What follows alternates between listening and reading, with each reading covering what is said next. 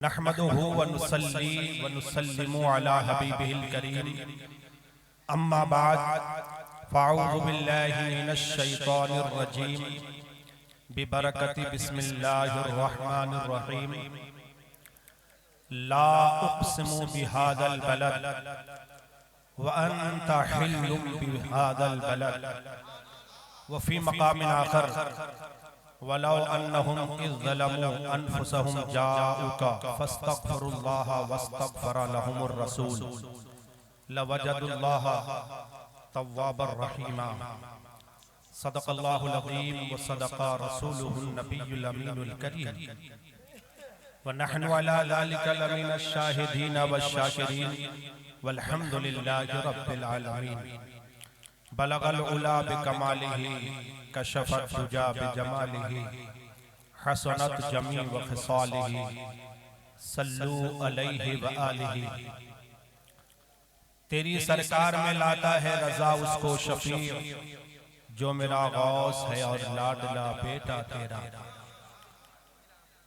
बाबा से बुलंद इंतहाई अकीदत व एहतराम के साथ दुरूद पाक का नजराना पेश कर लें। अल्लाहुम्मा सल्लि अला सय्यिदिना व शफीइना व मौलाना मुहम्मदिन व अला आलिहि व अस्हाबिहि व बारिक वसल्लिम सलातन दाइमन अलैका या रसूल अल्लाह सल्लल्लाहु तआला अलैहि व बारक वसल्लम। है मुद्दसे यही हसरत शहे आलम ये सीने में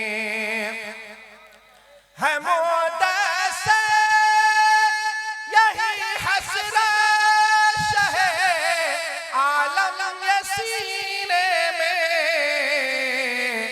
हमारी मौत भी आए तो आका बस मदीने में हमारी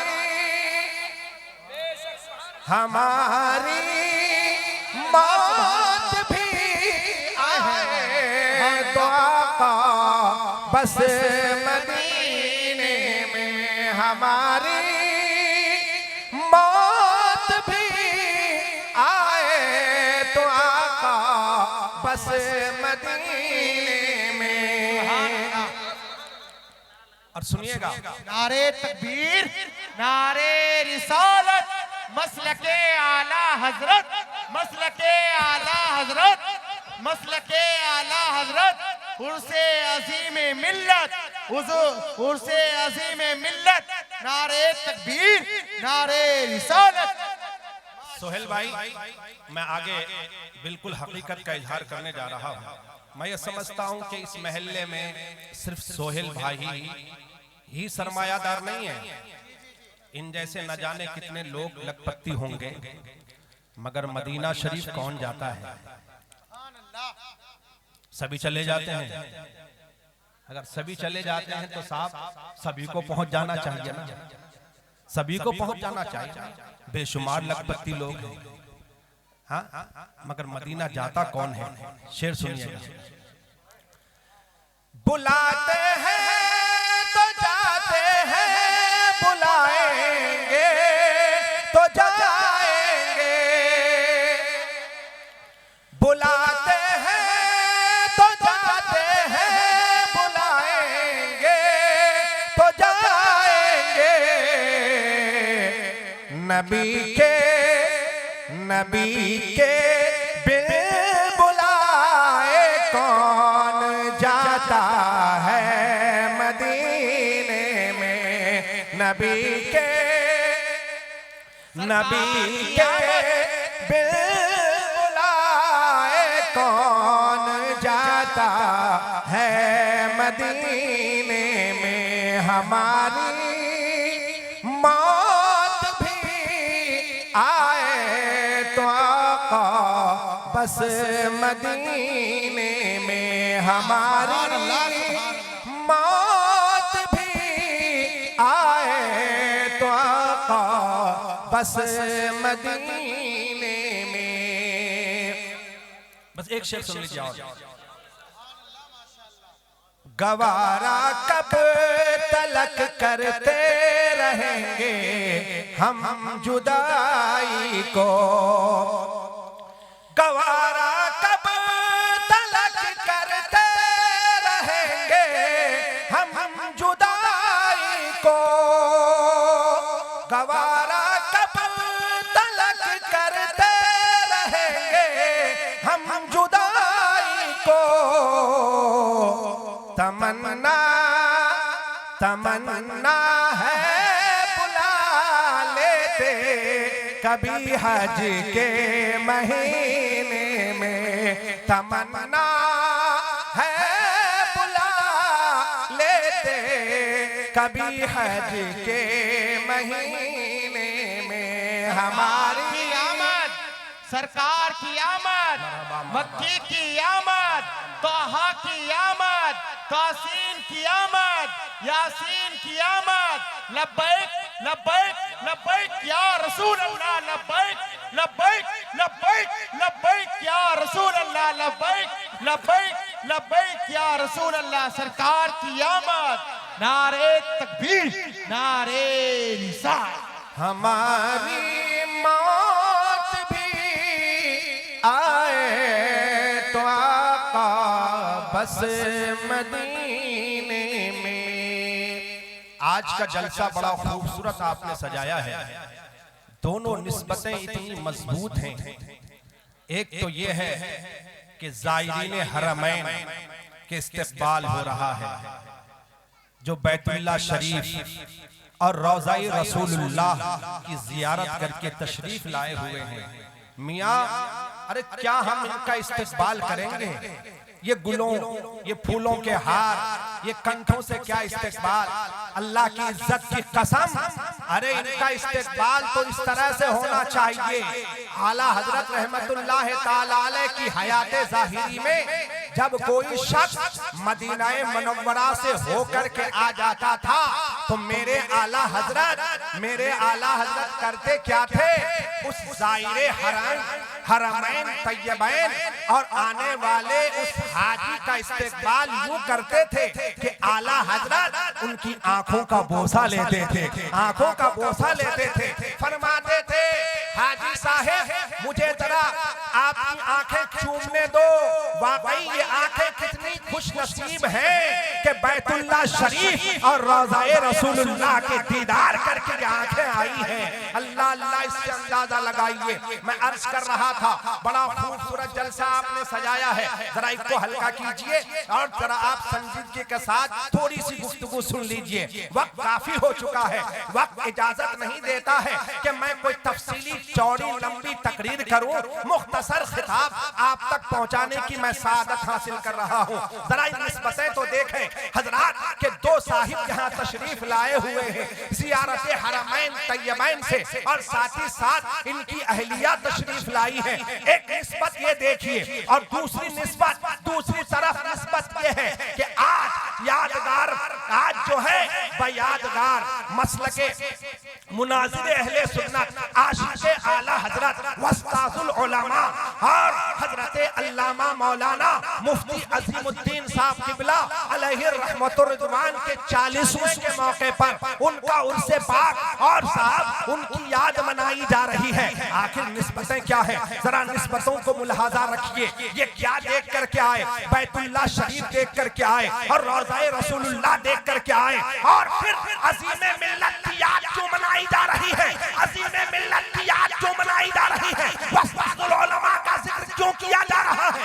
वजह यह है कि अज़ीम मिल्लत भी जब हजरत का जनाजा उठ रहा था, जब हजरत का जनाजा उठाया जा रहा था, हजरत मुस्कुरा रहे थे। हजरत मैं बताना ये चाहता हूँ, जरा देखें कि जब सोहेल भाई गए होंगे, इकबाल भाई साहब गए होंगे, इनकी अहलिया गई होंगी, तो यकीन जानिए महल्ले वालों की आंखें अश्कबार थी। कोई औरत, कोई बहन रो रही है, कोई माँ रो रही है, कोई भाई रो रहा है, कोई साहब रिश्तेदार रो रहा है। मैंने रोने वालों से पूछा, आप क्यों रो रहे हो, क्यों रो रहे हो? और फिर मैंने देखा सोहेल भाई के चेहरे पे मुस्कुराहट है, इकबाल साहब के चेहरे पे मुस्कुराहट है, इनकी अहलिया के चेहरे पे मुस्कुराहट है। ये मुस्कुराहटें क्या बता रही है? मुस्कुराहटें ये बता रही है, ये मुस्कुरा रहे हैं, ये क्यों रो रहे हैं? ये इसलिए रो रहे हैं, इसलिए रो रहे हैं कि साहब जरा इनकी किस्मत तो देखें, इनका मुकद्दर तो देखें कि इनका मुकद्दर आज किस कदर बुलंदी पे है, किस्मत की मेराज हो रही है कि बैतुल्लाह शरीफ की जियारत के लिए जा रहे हैं,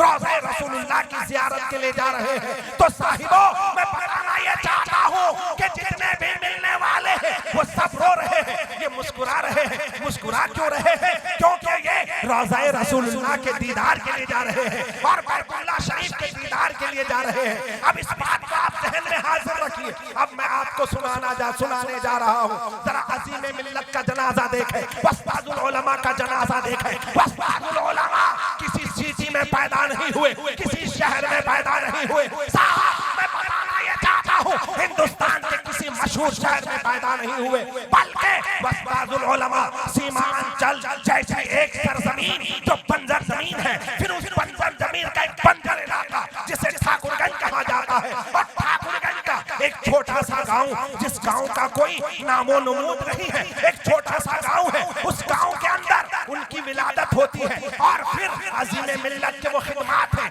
कि साहब पूरी जिंदगी उन्होंने मसलक आला हजरत की पासदारी में गुजार दी, आला हजरत के मसलक की पासदारी में गुजार दी। उठे तो मसलक आला हजरत, बैठे तो मसलक आला हजरत, चले तो मसलक आला हजरत। ना कभी खानदान का नारा, ना कभी कबीले का नारा, ना कभी साहब इलाके का नारा, एक ही नारा था, मसलक आला हजरत, मसलक आला हजरत। साहब, जब उनका इंतकाल हुआ तो हमने क्या देखा कि साहब चाहने वाले फूट फूट कर रो रहे हैं, फूट फूट कर रो रहे हैं, अजीज फूट फूट कर रो रहे हैं, शागिर्द फूट फूट कर रो रहे हैं, मुरीदीन फूट फूट कर रो रहे हैं, मुतवस्सिलीन फूट फूट कर रो रहे हैं। मगर अज़ीम मिल्लत के चेहरे पर ना कोई गम है, ना कोई मायूसी है, बल्कि अज़ीम मिल्लत का चेहरा मुस्कुरा रहा है, हुस्न बढ़ता चला जा रहा है। साहब, जरा गौर तो कीजिए, इंतकाल सुबह के वक्त में, भोर में इंतकाल हो रहा है, अगले दिन जनाजा उठ रहा है, मगर साहब जूं आन बढ़ता जा रहा है, चेहरे पे मुस्कुराहट बढ़ती चली जा रही है। बेटा फूट कर रो रहा है, साहब चाहने वाले सब फूट फूट कर रो रहे हैं, सब रो रहे हैं। मैंने तसव्वुर में अज़ीम मिल्लत से पूछा, सरकार आखिर आप क्यों मुस्कुरा रहे हैं? ये सब रो रहे हैं, आपके चाहने वाले आंसू बहा रहे हैं, आपके मानने वाले आंसू बहा रहे हैं, आप साहब क्यों मुस्कुरा रहे हैं? और फिर मुस्कुराहट बढ़ती चली जा रही है, चेहरे पर हुस्न बढ़ता चला जा रहा है, नूर बढ़ता चला जा रहा है। तसव्वुर में जब मैंने उस्तादुल उलमा की बारगाह में अर्ज किया तो जवाब मिला, फरोग सुनो सुनो, वजह ये है कि मैंने सरकारे आला हजरत के मसलक की खिदमत करके हुजूर को राजी कर लिया है, हुजूर को राजी कर लिया है, हुजूर मुझसे राजी हो गए हैं, मेरे आका राजी हो गए हैं। तुम्हें मालूम नहीं हुजूर के दीदार के लिए कब से मचल रहा था, अगर तकरीर कर रहा था, गरज यही थी कि हुजूर का दीदार हो जाए, नमाज पढ़ रहा था, गरज यही थी कि हुजूर का दीदार हो जाए, दुरूद पढ़ रहा था, गरज यही थी कि हुजूर का दीदार हो जाए, मिलाद पढ़ रहा था, गरज यही थी कि हुजूर का दीदार हो जाए, पढ़ाता था मदरसों में बैठकर इसलिए कि हुजूर का दीदार हो जाए, इमामत इसलिए की कि हुजूर का दीदार हो जाए, मुनाज़रे इसलिए किए कि हुजूर का दीदार हो जाए। हयात में तो दीदार नहीं हुआ, अल्लाह ने करम फरमा दिया, मौत तोहफा बन के आ गई।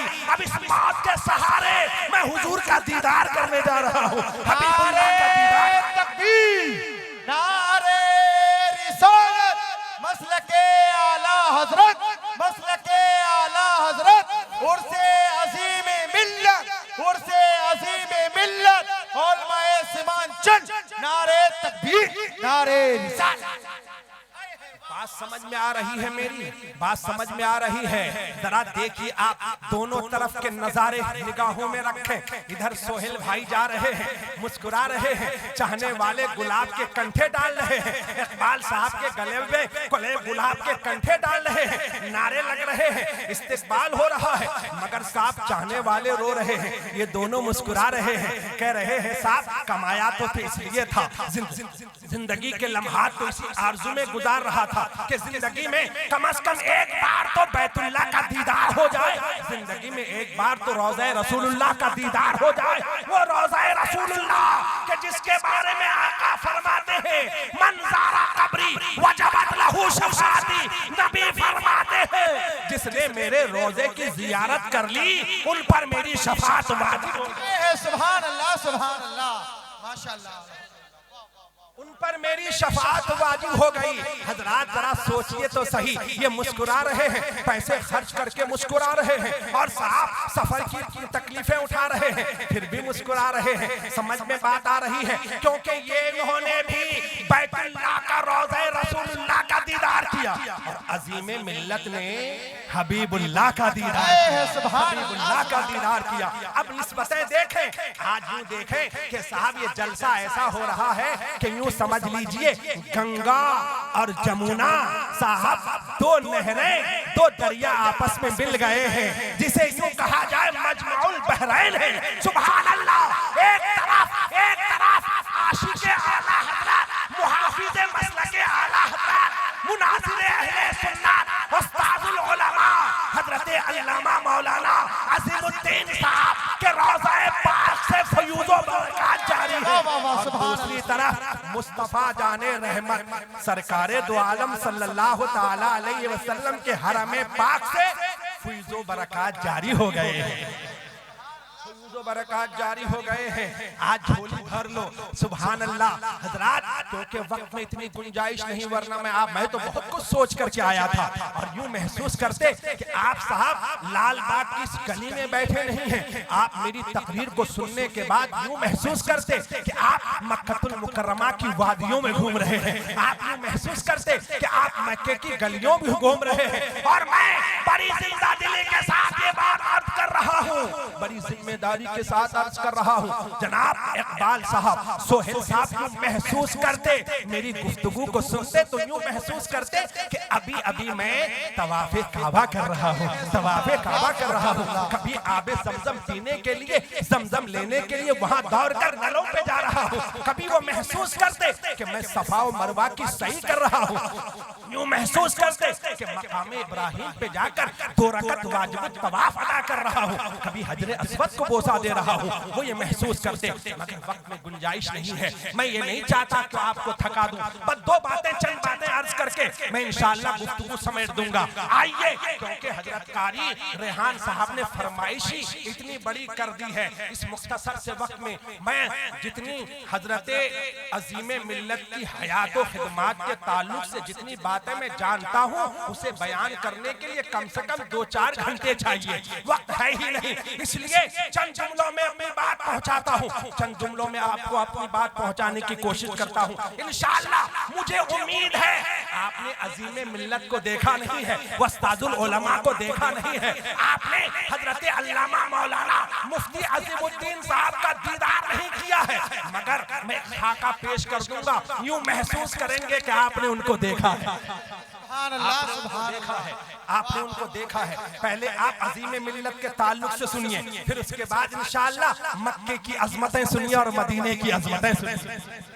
और मैं दुआ करता हूँ कि जो भाई जो बहन दिल से मेरी बातें सुन लें, अल्लाह तो इतना करम कर दे, इतना करम कर दे, इसी साल हलाल कमाई में उनको इतना नवाज दे, इतना नवाज दे कि वो मेरा भाई, वो मेरी बहन, वो मौला, वो तेरा बंदा, वो तेरी बंदी, ऐ अल्लाह वो साहिब ईमान, इसी साल तेरे घर का तवाफ कर लें और रोज़ाए रसूलुल्लाह का दीदार कर लें। ऐ अल्लाह हमें कुछ नहीं चाहिए, बिल्डिंगों, बंगला, कोठी, मकान नहीं चाहिए, बस एक ही तमन्ना है फकीर की, आशिक की तो यही तमन्ना है, दिखा दे या इलाही वो मदीना कैसी बस्ती है, जहाँ पर रातों दिन मौला तेरी रहमत बरसती है। बस एक ही तमन्ना है, एक ही तमन्ना है। मैं दुआ करता हूँ, ए भाई, मेरे भाई, जरा समझने की कोशिश करो, ये वक्त जो है सुभान अल्लाह मकबूलियत का वक्त है। हो सकता है मुझ गुनहगार की गुफ्तगू अल्लाह की बारगाह में कबूल हो जाए, मेरी दुआ आपके हक में कबूल हो जाए। यकीन जानिए मुझे अपनी दुआ पर भरोसा नहीं है, मगर इस वक्त पर भरोसा है, क्योंकि ये वो मकबूलियत का वक्त है, ये वो पहर है, ये पहर है। दुनिया सो रही है, मगर अल्लाह की रहमतें पुकार रही है, मांग ले, मांग ले, जो मांगना चाहता है मांग, जो मांगेगा मैं तुझे दे दूंगा। ये वो वक्त है, मैं आपके हक में दुआ कर रहा हूँ, ये मेरी बहनें सुन रही हैं, मैं उनके हक में भी दुआ कर रहा हूँ। अल्लाह सबको इसी साल, इस साल नहीं तो अगले साल, जितनी जल्दी हो ऐ मेरे मौला इतना नवाज दे, इतना नवाज दे कि वो सब कुछ भूल जाए और फौरन ही उम्रे पे पहुंच जाए। और ये उम्रे करके आ गए, उम्रे करके आ गए, अल्लाह इनको इतना नवाज दे कि आने वाले साल में हज्जे बैतुल्लाह करके आ जाए। अरे इनसे पूछो, इनसे पूछो, इनके दिल से पूछो, उम्रा करके आए, मचल रहे हैं, ये मचल रहे हैं। 2008 में आया हूं मैं, मगर एक ही तमन्ना है, अल्लाह तू मुझको इतनी जल्दी से इतना नवाज दे कि अब माँ बाप के साथ जाऊं, वरना इतना तो मेरे पास हो ही गया है कि मैं खुद जा सकता हूँ, खुद जा सकता हूँ उम्रे के लिए। अल्लाह ने इतना नवाज रखा है, मगर एक आरज़ू है, अल्लाह मुझे हलाल कमाई से इतना नवाज दे कि वालिदैन के साथ चले जाऊं, वालिदैन के साथ चले जाऊं। अल्लाह जिनके वालिदैन मौजूद हैं, दुआ करता हूँ अल्लाह उनको भी इतना नवाज दे कि वो अपने माँ बाप के साथ जाए। हजरात, बच्चन जुमलों में गुफ्तगू सुन लीजिए। कारी रेहान साहब, आप समझ रहे हैं कि साहब बाद में यूट्यूब में देख लेंगे क्या क्या हजरत बोल के गए हैं। जरा आप तवज्जो से मेरी बात सुनिए। सोहेल भाई आप भी सुनिए। पप्पू खान साहब, आपने बहुत खर्च किया है, अल्लाह आपके खर्च करने को कबूल फरमाए, अल्लाह आपको खूब नवाजे। साहब अभी उनके घर पे गया था, शायद उन्हीं के घर में खाने का एहतमाम था, देखा कि साहब ऐसा लग रहा है कि लंगर चल रहा है। तसव्वुर में सोचा कि अल्लाह ने इतना नवाज रखा है, जो भी आया वही खाए चले जा रहा है, वही खाए चले जा रहा है। स्टेज पे आने के बाद मालूम हुआ उनके वालिद साहब से जो मुलाकात हुई, किबला इकबाल साहब ने बताया कि मैं ताजुश शरिया का गुलाम हूँ। बात समझ में आ गई, बात समझ में आ गई। अरे पप्पू खान की क्या मजाल की ये सुना ये खिलाए, ये तो वो पठान वो खान जो वहां तशरीफ फरमा है बरेली शरीफ में, ये उनका फैज है कि ये खिला रहे हैं, ये उनका फैज है कि ये खिला रहे हैं। यूं समझ लो कि लंगरे ताजुश शरिया बट रहा है। नारे तकबीर, नारे रिसालत, मसलके आला हजरत, बस्ती बस्ती करिया करिया, बस्ती बस्ती करिया करिया, उर्से अजीम मिल्लत औलमाए सीमांचल। बस बस चंद जुमलों में आप हुजूर अजीम मिल्लत की हयात को देखें। आखिर मैं एक बात आपसे अर्ज करना चाहता हूँ, आपने अजीम मिल्लत को नहीं देखा, आप उनके खानदान के नहीं, आप उनके कबीले के नहीं, आप उनकी बस्ती के नहीं, आप उनकी आबादी के नहीं, आप उनके सूबे के नहीं, मगर क्या बात है कि आप साहब उनकी मोहब्बत में बैठे हुए हैं, आप उस दर से फैज लेना चाहते हैं। आखिर अल्लाह ने आपके दिल में ये मोहब्बत क्यों डाल दी? जब कारी रेहान साहब, मौलाना जाकिर आलम साहब तरीकी, जो मेरे पीर भाई भी हैं और मेरे शागिर्द और मेरे साहब साथ ही साथ जो है मेरे वो साथी भी हैं, साथी भी हैं, जब ये तशरीफ लाए दावत देने के लिए और फरमाने लगे कि लाल बाग में हम प्रोग्राम करेंगे, तो मैंने सोचा यार लाल बाग वालों ने तो देखा नहीं है अजीम मिल्लत को, मगर अजीम मिल्लत का प्रोग्राम वहाँ क्यों होना चाह रहा है, क्यों होने जा रहा है, क्यों वो लोग करना चाह रहे हैं, आखिर वो लोग क्यों चंदा देना चाह रहे हैं? पप्पू भाई कह रहे हैं आप टेंशन ना ले, खाने का इंतजाम मैं करूंगा। कोई भाई कह रहा है आप टेंशन ना ले, नजरानों का इंतजाम मैं करूंगा। कोई कह रहा है माइक का इंतजाम मैं, लाइट का इंतजाम मैं। और साहब मेरी बहनें तड़प रही हैं कि कोई मर्द आए ना आए हम औरतें सुन लेंगे। आखिर ऐसा क्यों आखिर ये मोहब्बत आखिर आपके दिल में अल्लाह ने क्यों डाल दी? क्या वजह है, क्या वजह है? जबकि आप उनकी आबादी के नहीं, आप उनकी बस्ती के नहीं, आप उस इलाके के नहीं, आप उस सूबे के नहीं, आखिर उनकी मोहब्बत अल्लाह ने आपके दिल में क्यों डाल दी? सुनिए, चंद जुमलों में सुन लीजिए, चंद जुमलों में सुन लीजिए। ना वो आपके कबीले का, ना खानदान के, ना रिश्तेदार, कुछ भी नहीं, फिर भी आप उनकी याद मना रहे हैं। फिर क्यों? वजह क्या है? वजह क्या है? सुनिए, क्योंकि अल्लाह ने कुरान पाक में फरमाया है इन्ना अक्रमकुम इंदल्लाहि अत्काकुम। याद रखिए, इज्जत खानदान से नहीं मिलती, इज्जत दौलत से नहीं मिलती, इज्जत हवेली से नहीं मिलती, इज्जत कुर्सी से नहीं मिलती, इज्जत सियासत से नहीं मिलती, इज्जत मालो दौलत से नहीं मिलती। इज्जत किससे मिलती है? अल्लाह फरमाता है इज्जत तो मिलती है सिर्फ और सिर्फ तकवे से, तकवे से, मुत्तकी बनने से, मुत्तकी बनने से। तो मैं आपको बताना चाहता हूँ, सीमा अंचल का वो इलाका जो किशनगंज डिस्ट्रिक्ट के अंदर ठाकुरगंज है, और उस ठाकुरगंज के अंदर बाको टोली है, एक छोटा सा गांव है, उस गांव के अंदर हुजूर अजीम मिल्लत ने अपनी जिंदगी गुजार दी। आखिर वजह क्या है? तो सुनिए, मैं जिम्मेदारी के साथ अर्ज कर रहा हूँ, एक जिम्मेदार मस्जिद का इमाम और खतीब हूँ, जिम्मेदारी के साथ अर्ज कर रहा हूँ। मैंने अपनी इस मुख्तसर सी जिंदगी में अपने इलाके में उनसे बड़ा मुत्तकी नहीं देखा, उनसे बड़ा मुफ्ती नहीं देखा, उनसे बड़ा मुहद्दिस नहीं देखा, उनसे बड़ा आलिम नहीं देखा, उनसे बड़ा मैंने तकवे वाला किसी को नहीं देखा। इस मुख्तसर मुख्तसर से जिंदगी में जरा सोचिए, अजीम मिल्लत मुहद्दिस है तो लाजवाब है, मुत्तकी है तो लाजवाब है, फकीह है तो लाजवाब है, उस्ताद है तो लाजवाब है, आलिम है तो लाजवाब है, इमाम है तो लाजवाब है, लाजवाब है, लाजवाब है।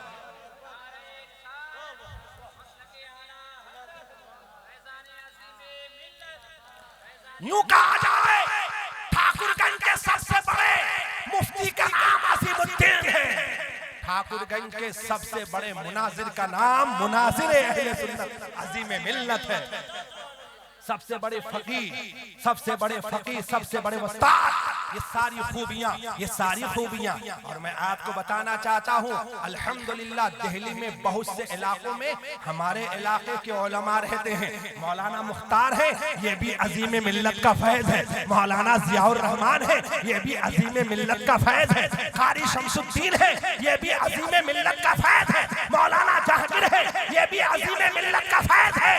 मौलाना सफीरुद्दीन बैठे हैं, ये भी अजीम मिल्लत का फैज़ है। मौलाना अकील है, ये भी अजीम मिल्लत का फैज़ है। मौलाना अनवर है, ये भी अजीम मिल्लत का फैज़ है। मौलाना आलमगीर है, ये भी अजीम मिल्लत का फैज़ है। आप क्या समझते हैं? अरे उनके नाम पर महफिलें सिर्फ दिल्ली ही में नहीं हो रही है, जहाँ जहाँ उनके चाहने वाले हैं, जहाँ जहाँ उनके शागिर्द हैं। मैंने सोचा या अल्लाह, अजीम मिल्लत तो बहुत बड़े रईस आजम भी नहीं थे, जमींदार भी नहीं थे, कोई अपने इलाके के एमएलए और एमपी भी नहीं थे। आखिर आखिर उनके नाम पर हर जगह महफिलें क्यों हो रही हैं? किशनगंज में एमपी भी बना, एमएलए भी बना, साहब ना जाने विधायक भी बना, क्या क्या बने, मगर विधायक मरा तो उसके नाम पर जगह जगह महफिलें नहीं। एमपी मरता है तो उसके नाम पर जगह जगह महफिलें नहीं।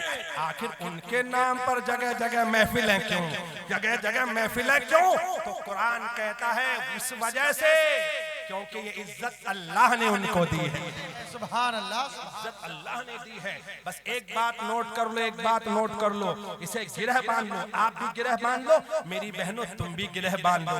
दौलत के पीछे ज्यादा ना भागो, दौलत की वजह से बेनमाजी ना बन जाओ, दौलत की वजह से आप पाजी ना बन जाओ, दौलत की वजह से आप सूदखोर ना बन जाओ, दौलत की वजह से आप हरामखोर ना बन जाओ, दौलत के लालच में आप साहब हरामखोर सूदखोर ना बन जाओ।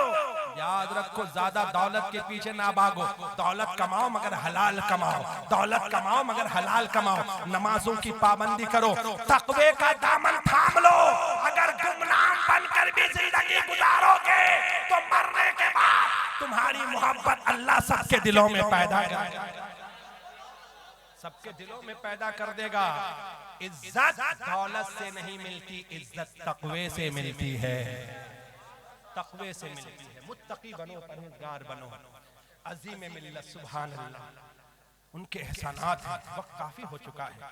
आहा, सुभान अल्लाह।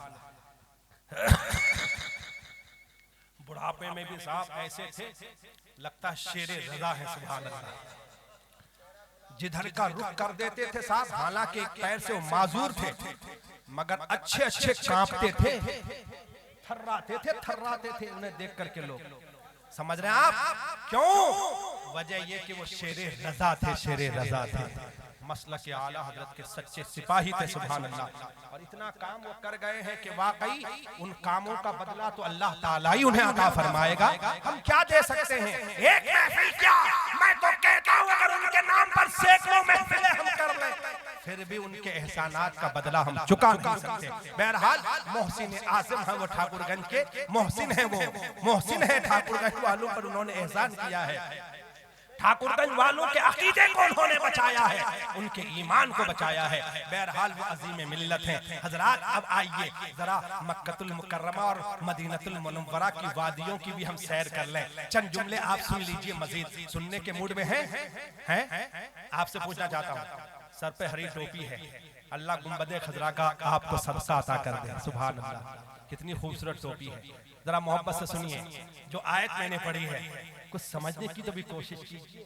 आखिर सुभान अल्लाह, आओ ना, सुनो ना, अजमत मक्का भी सुनो और अजमत मदीना भी सुनो, और इस नियत से सुनो, इस नियत से सुनो। जब मैं आ रहा था कोई साहब कह रहे थे कि नमाज के ताल्लुक से तकरीर होनी चाहिए, बोलते हैं अरे भाई कौन नहीं जानता है कि नमाज जरूरी है, सभी जानते हैं नमाज जरूरी है, मगर ये हमारी गफलत है, हमारी सुस्ती है। ऐसा ना करो, नमाज के पाबंद रहो, नमाज के पाबंद रहो। और नमाज पर तकरीर करना चाहूं तो कई घंटे भी बोल सकता हूं, मगर मैं चाहता हूं क्योंकि एक नाम इसमें है हरमैन तय्यबैन, तो क्यों ना साहब हरमैन तय्यबैन की अजमतें बयान की जाए, अजमतें बयान की जाए और वो अजमतें सुने कि हमारा सीना गदगद हो जाए और हम साहब इस कदर अजमत हरमैन तय्यबैन से हमारा सीना इतना मुनव्वर हो जाए, इतना मुनव्वर हो जाए, जब तक हम जमीन पर सांसें लें मुस्कुराते रहें, कब्र में पहुंचे तो साहब फरिश्ते कह दें आजा आजा, तू क्यों टेंशन में है, फ्री हो फ्री रहो,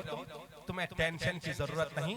तुमने तो उस वक्त हरमैन की अजमतें सुनी है जब दुनिया पैर फैलाकर सो रही थी, सो रही थी, तुम लाल बाग के उस तंग गली में बैठ करके अजमत हरमैन तय्यबैन, आओ आओ जरा मोहब्बत से सुनो, अजमत हरमैन सुनो मेरी बहनों, तुम भी सुनो और याद रखो पैसे मेरी बहनें खूब जमा करती हैं, मगर चूड़ियों के लिए मेहंदी के लिए पैसे जमा करती हैं, सोने और जेवर के लिए। मेरी बहनों ये सोना जेवर वगैरह सब यहीं पड़ा पड़ा रह जाएगा, कभी अगर शौहर पैसा तुम्हें देता है तो उसमें से बचाना ही है, सौदा लेने के बाद बचाना ही है। पहली बात तो यह है कि ऐसा मत कभी झूठ मत बोलना और बता देना ये पैसे मैंने इसलिए बचाए हैं कि मैं चाहती हूँ कि गरीब तो हूँ, मगर इतना पैसा तो हो जाए कि जिंदगी में बैतुल्लाह शरीफ का दीदार कर लूं, रोज़ा रसूलुल्लाह का दीदार कर लूं। कोई अपना शौक पूरा नहीं कर रही हूँ, बस इसीलिए पैसे जमा कर रही हूँ। मेरी बहनों और उन बहनों पर लानत हो, उन भाइयों पर लानत हो जो साहब 1-1 लाख का मोबाइल लिए फिर रहा है। और आज का मुसलमान तो इतना बिगड़ गया है, इतना बिगड़ गया है, मकान बनाएगा तो टॉयलेट में ही 2-4 लाख रुपए लगा देता है। और मर्दूद को ये तौफीक नहीं हुई, अरे इतने पैसे वहां क्यों बर्बाद कर दिए, अल्लाह ने पैसे दिए थे, उन पैसों का सही इस्तेमाल करते, टॉयलेट में इतने पैसे खर्च नहीं करते। अल्लाह ने पैसे दिए थे, जितनी जल्दी हो सके तुम जितनी जल्दी हो सके जाकर फौरन तुम उम्रा करके आते, उम्रा करके आते, बैतुल्लाह शरीफ का दीदार करके आते, रोज़े रसूलुल्लाह का दीदार करके आते और हुजूर पाक सल्लल्लाहु ताला अलैहि वसल्लम के उस फरमान के मुस्तहिक बन जाते।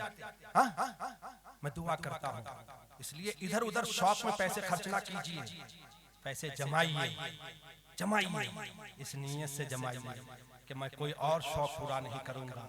अल्लाह तूने आंखें दी हैं, जब तक मैं इन आंखों से तेरे महबूब के रोजे का दीदार ना करूं, इन आंखों का कोई काम नहीं है। जब तक मैं इन आंखों से तेरे घर का दीदार ना करूं, जब तक मैं काबा ना देखूं, इन आंखों का कोई काम है ही नहीं। मेरी हसरत पूरी नहीं होगी। ये शौक पैदा करो, इधर उधर पैसे बर्बाद ना करो।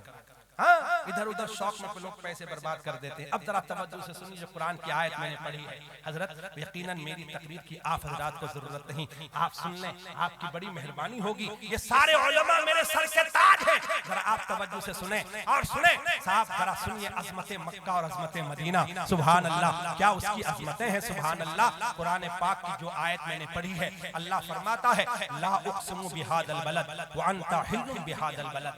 अल्लाह कसम उठा के कह रहा है, कसम है इस शहर की, कसम है इस शहर की। अल्लाह ने कसम उठाई किस शहर की? मक्के की कसम उठाई। क्यों कसम उठाई? खाना काबा है इसलिए, काबा, वो काबा जिसकी अजमत का आलम ये। अल्लाह फरमाता है कि ये पुराना घर है, इसका तवाफ करो, ये सबसे पुराना घर है, इसका तवाफ करो। वो काबा जिसकी अजमत के ताल्लुक से हुजूर फरमाते हैं कि जब बंदा पहली निगाह बंदे की काबे पे पड़ती है, जिस नीयत से भी बंदा देखता है, जिस आरजू से देखता है, अल्लाह उसकी वो आरजू पूरी कर देता है। सोहेल भाई, सोहेल भाई, आप कैच कीजिए मेरी बातें। अरे मेरा मौका मिलता तो मैं आपकी आंखों को चूमता। आपने काबे का दीदार किया है, मैंने क्या बात अर्ज की, जरा आपने तवज्जो से नहीं सुनी। हुजूर फरमाते हैं, अरे ये मस्जिद के इमाम का फरमान नहीं, इमामुल अंबिया फरमा रहे हैं कि जब पहली नजर काबे पे पड़ती है तो जो दुआ मांगे, जो आरज़ू हो, अल्लाह वो आरज़ू पूरी कर देता है।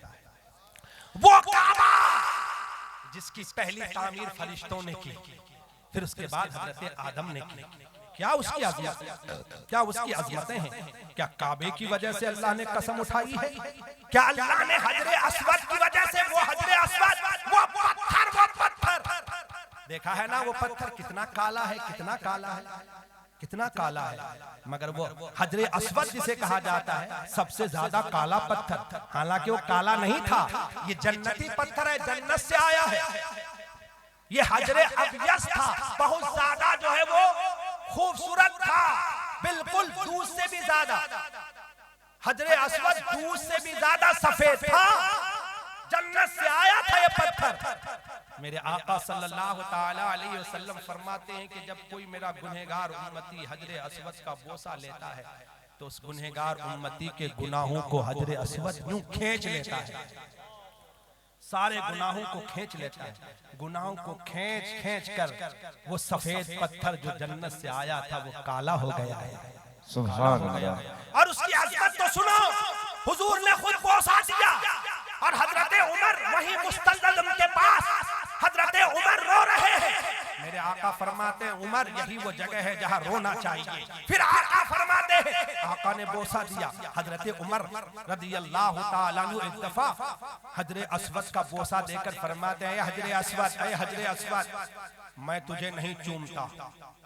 अगर मेरे आका ने तुम्हारा बोसा ना लिया होता तो मैं तुम्हें नहीं चूमता, क्योंकि तू एक पत्थर है, ना नफा पहुंचा सकता है ना नुकसान पहुंचा सकता है। जब हजरत उमर फरमा रहे थे कि ऐ हजरे अस्वद, तू ना नफा पहुंचा सकता है ना नुकसान पहुंचा सकता है, वहीं हजरत मौलाए कायनात अलीयुल मुर्तजा करमल्लाहुल वजहुल करीम हजरत अली तशरीफ फरमा थे। हजरत अली फरमाते, उमर ये क्या कह रहे हो कि हजरे अस्वद नफा और नुकसान नहीं पहुंचा सकता? मैंने कानों से सुना है, हुजूर फरमाते हैं कि ये हजरे अस्वद, ये पत्थर नफा भी पहुंचाता है और नुकसान भी पहुंचाता है।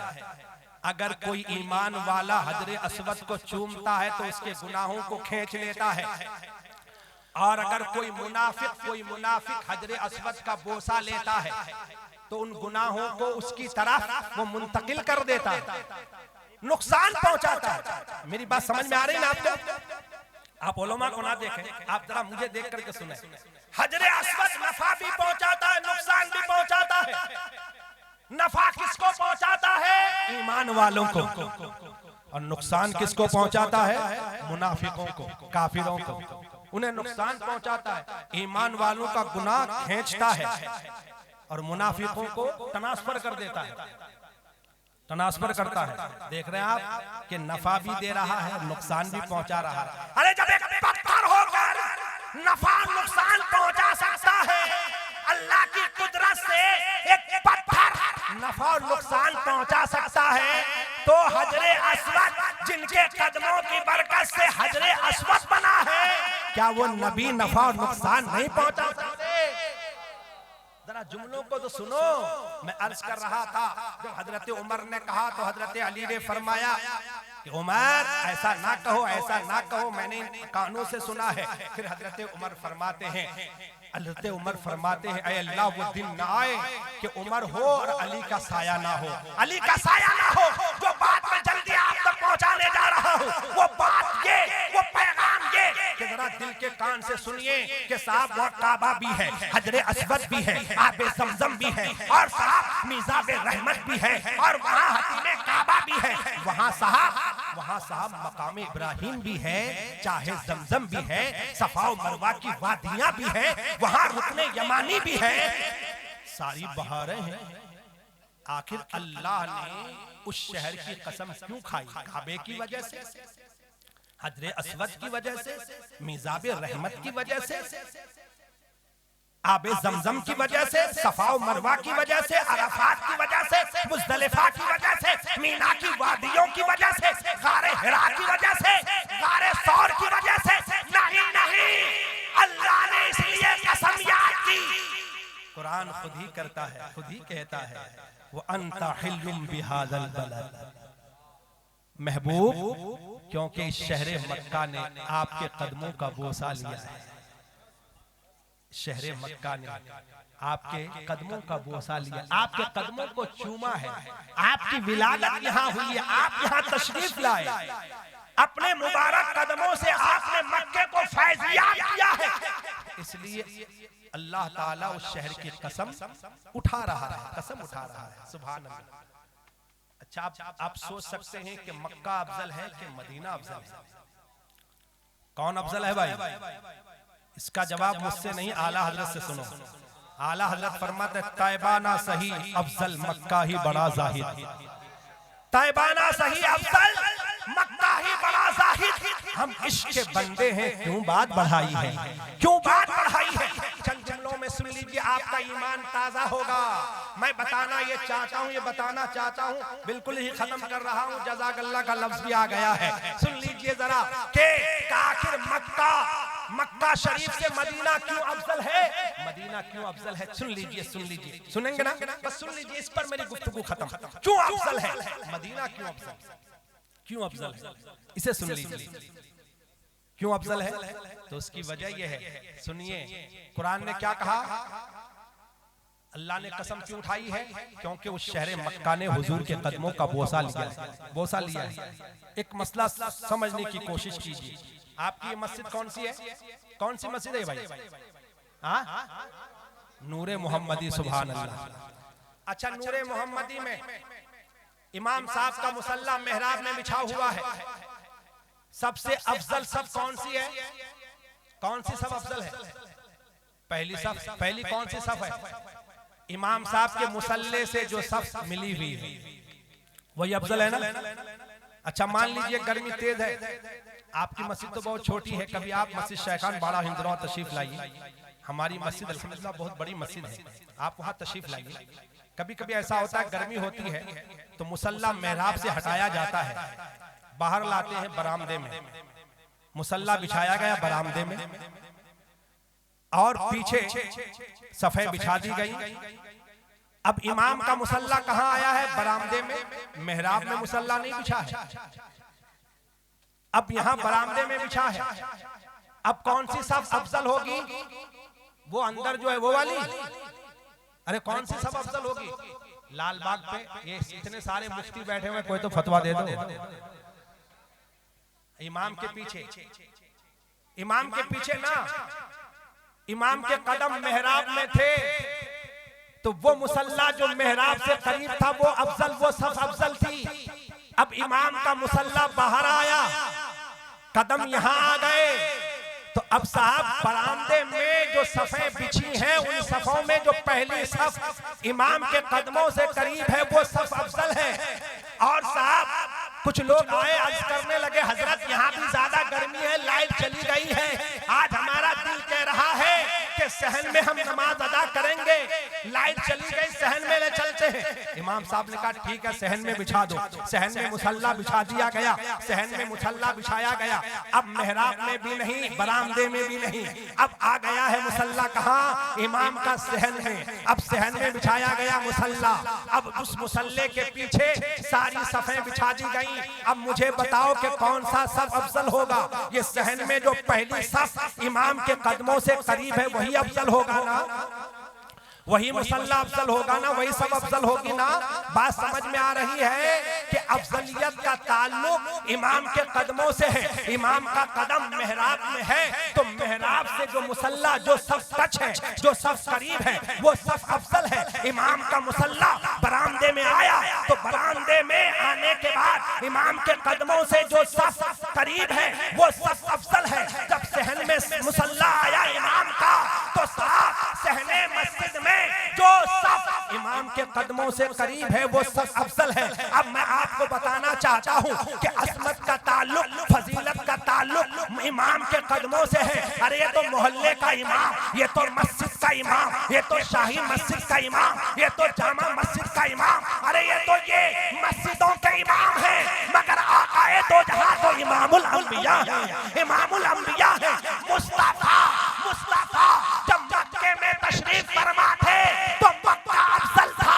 अब मुस्तफा हिजरत करके मदीना आ गए क्योंकि अजमतों का ताल्लुक मुस्तफा के कदमों से है। मुस्तफा जब मक्के में थे तो मक्का अफजल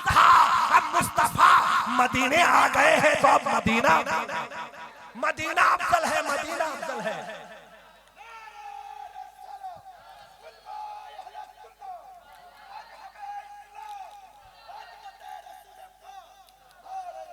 बस एक बात और अर्ज करके गुफ्तगू खत्म। मदीना अफजल है, सुभान अल्लाह। बात समझ में आ गई ना?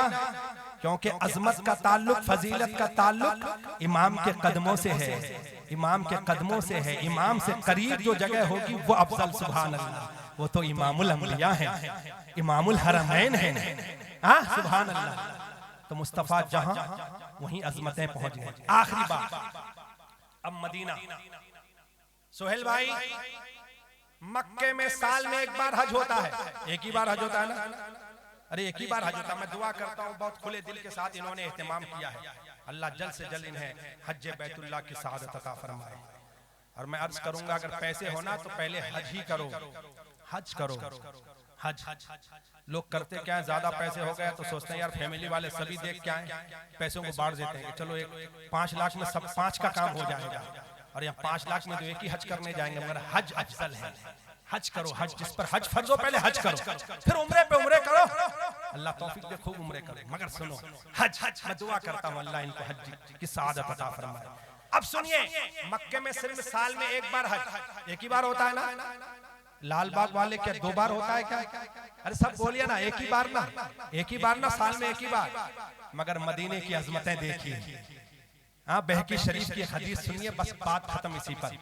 हुजूर सल्लल्लाहु ताला अलैहि वसल्लम फरमाते हैं, मेरी मस्जिद मस्जिद नबवी शरीफ में जो 2 रकत पढ़ ले, 2 रकत पढ़ ले तो अल्लाह ताला हर 2 रकत पर एक हज मकबूल का सवाब अता फरमाता है।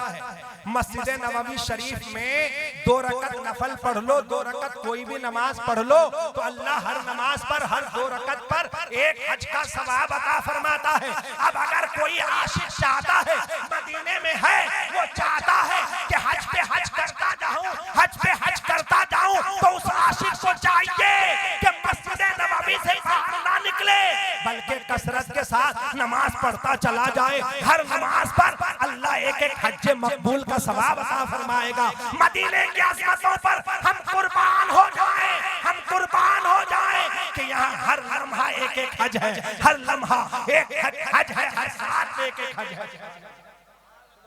आखिरी बात तो और सुन लीजिए, कारी रेहान साहब के लिए अभी तक मैंने दुआ नहीं की।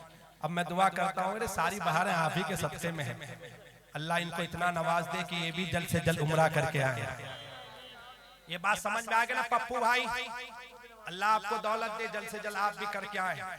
अब सुनिए, मौलाना मुख्तार साहब सबको, सबके लिए दुआ करता हूँ, अल्लाह सबको, मुझे भी दोबारा से वालिदैन के साथ और अहलिया के साथ अच्छा सुभान अल्लाह मस्जिद के सदर, और सिर्फ सदर साहब ही क्यों, खजांची, सेक्रेटरी, मिंबरान, ओहदेदारान, जितने इस मस्जिद के मुसल्लियान हैं, नमाजी हैं, दुआ करता हूँ अल्लाह सबको हज्जे बैतुल्लाह की सआदत अता फरमाए। सबको उम्रा, जिम्मेदारान, मिंबरान, सब।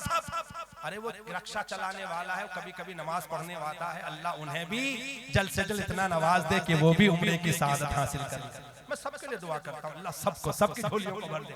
छोटा सा काम सबके लिए, सुभान अल्लाह, सुभान अल्लाह। सबसे बड़े गरीब स्टेज पे बैठे हुए हैं हजरत मौलाना ज़ियाउर रहमान साहब, अल्लाह इनको भी जल्द से जल्द उम्रे की सआदत अता फरमाए। अब सुनिए आखिरी बात, ये बात तो समझ में आ गई ना पप्पू भाई? एक सबक तो समझ में आ गया ना कि हर लम्हा मदीने में हर 2 रकत पे एक एक हज है, सुभान अल्लाह। मस्जिद कुबा तो गए होंगे ना, मस्जिद कुबा तो गए होंगे ना हाजी साहब?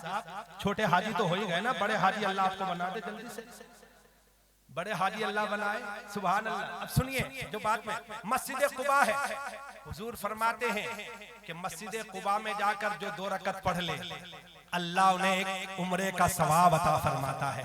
क्या है मदीना, सुभान अल्लाह। मस्जिद कुबा जाओ, 2 रकत पढ़ो तो हर 2 रकत पे एक उम्रा मिल जाए। मस्जिद नबवी में आओ, 2 रकत पढ़ो तो हर 2 रकत पे एक हज मिल जाए, सुभान अल्लाह। यूं लगता है कि मुस्तफा के कदम मदीने में आ गए, अल्लाह ने हर लम्हे पे एक हज रख दिया और एक उम्रा रख दिया, सुभान अल्लाह। ये हैं सुभान अल्लाह। इसीलिए तो आला हजरत फरमाते तैबा ना सही अफजल, मक्का ही बड़ा जाहिद, हम इश्क के बंदे हैं, क्यों बात बढ़ाई है। हाजियों आओ शहंशाह का रोजा देखो, काबा तो देख चुके काबे का काबा देखो, काबा तो देख चुके काबे का काबा देखो, वो है मदीना सुभान अल्लाह। अल्लाह हम सबको हज्जे बैतुल्लाह और उम्रे की सआदत नसीब फरमाए। अल्लाह हम मेरे जितने भाई हैं अल्लाह अल्लाह, हजरत मौलाना अजीमुद्दीन साहब भी बैठे हुए हैं और जुनेद रजा साहब वो भी बैठे हुए हैं। मैं जुनेद बाबू से कहूंगा छोटा ही मोबाइल रखना, पैसे बचा बचा करके उम्रा करके आना, क्योंकि नात में बहुत पैसे आते हैं माशाअल्लाह सुभान अल्लाह। उन पैसों को जरा बचा बचा के रखना। हम लोग इधर उधर के शौक में पैसे खर्च कर देते हैं, थोड़े थोड़े से जोड़ लेंगे। गरीब लोग हैं साहब, गरीब लोग हैं, हम कोई और शौक पूरा नहीं करना चाहते।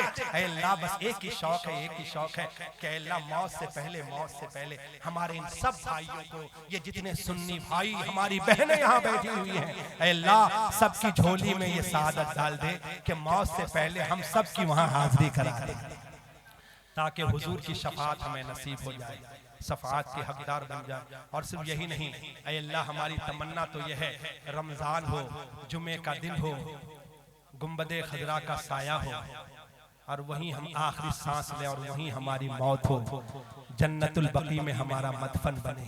अल्लाह ये सादत हम सबको अता फरमा, हम सबको अता फरमा। दौरान गुफ्तगू अगर मुझसे कोई गलती हुई हो, अल्लाह मेरी सारी गलतियों को माफ़ फरमाए और अल्लाह ताला हम सबको अमल की तौफीक अता फरमाए। वाखिरु दावाना अल्हम्दुलिल्लाहि रब्बिल आलमीन। अस्सलामु अलैकुम।